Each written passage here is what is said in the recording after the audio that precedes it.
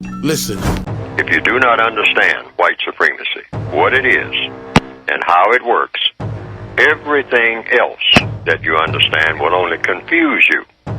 Now, sometimes people say, well, you mean everything that I understand will confuse me if I don't understand racism? Yes, because racism is the dominant political and religious motivating force among the people of the planet in all 9 areas of activity: economics, education, entertainment, labor, law, politics, religion, sex, and war. That covers just about everything that any person, minute by minute, might be doing or engaged in any time of day or night, anywhere on the planet.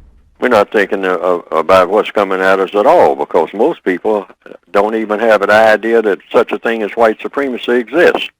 When it controls everything, if you're black, everything that you're doing, the white supremacists control.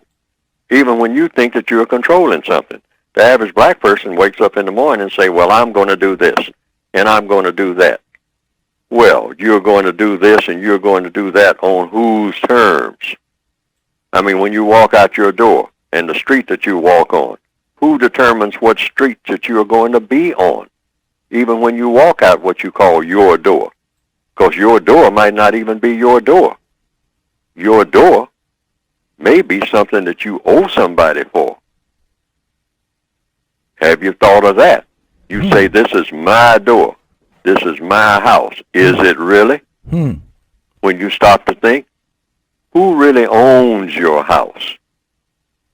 Are you beholden to anybody? I mean, is this a house that you built on the street that you built in the place that you decided it would be? Or was the place already there and somebody told you it might be a good idea for you to go over there and take a look and then move in? Move in on what? On whose terms? On your terms? Not likely. On somebody else's terms. And who is that somebody else, ultimately? Who is it? Have you ever asked? Have you ever thought about it? Do you really control your existence on this planet? The average black person, particularly black males, we got this thing about, physicality. If I take off my shirt and I got big bulging muscles, I mean, somehow that's a cure-all for everything in the world. I'm a black male, and I got strong muscles. I can lift weights, and I can run down the street faster than anybody else and get where I'm going. That somehow makes me a strong black man, and that's all I need. I got these bulging muscles. I'm fit and I'm trim. I love to take my shirt off, particularly, in the summertime and whatnot.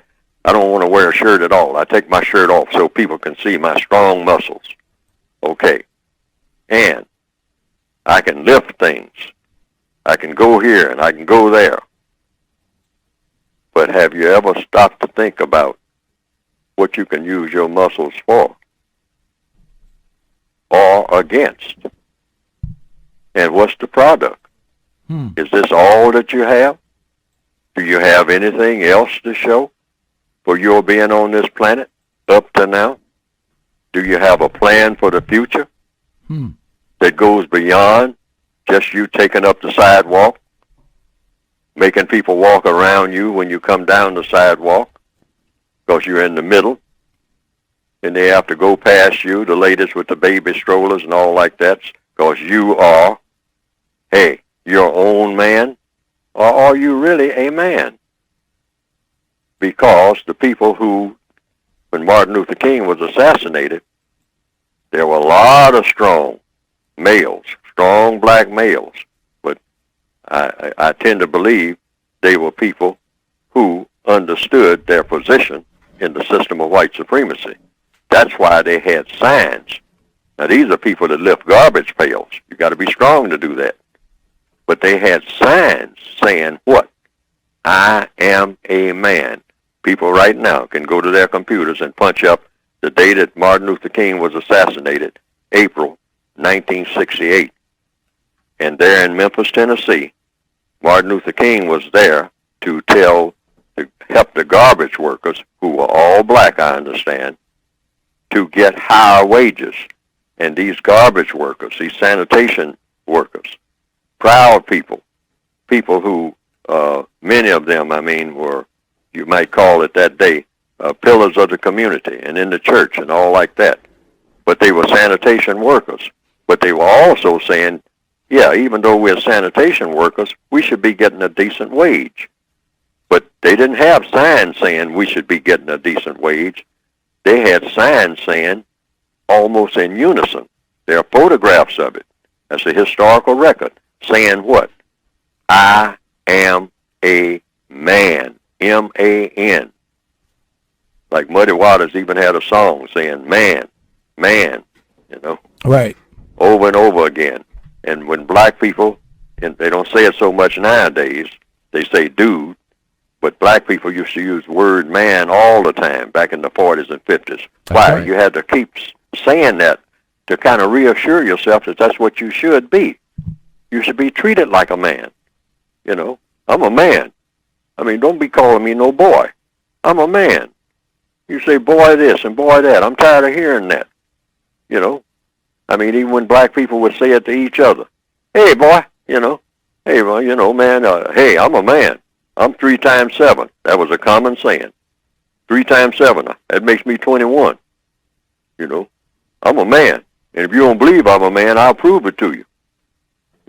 Meaning I will do harm to you physically. That's what it meant in the old days. But see, black people had to keep saying that to each other.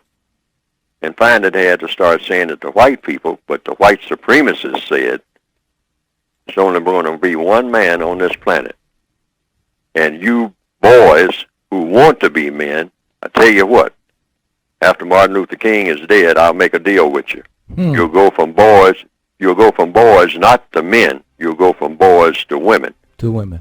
Yes. I will degenderize you and get you to love it.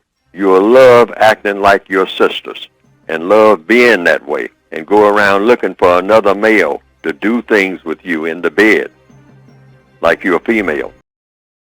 Now, some people have said they've seen some cartoons of my work on the internet that have been presented, and that it pretty well embellishes what I have been trying to say in my textbooks.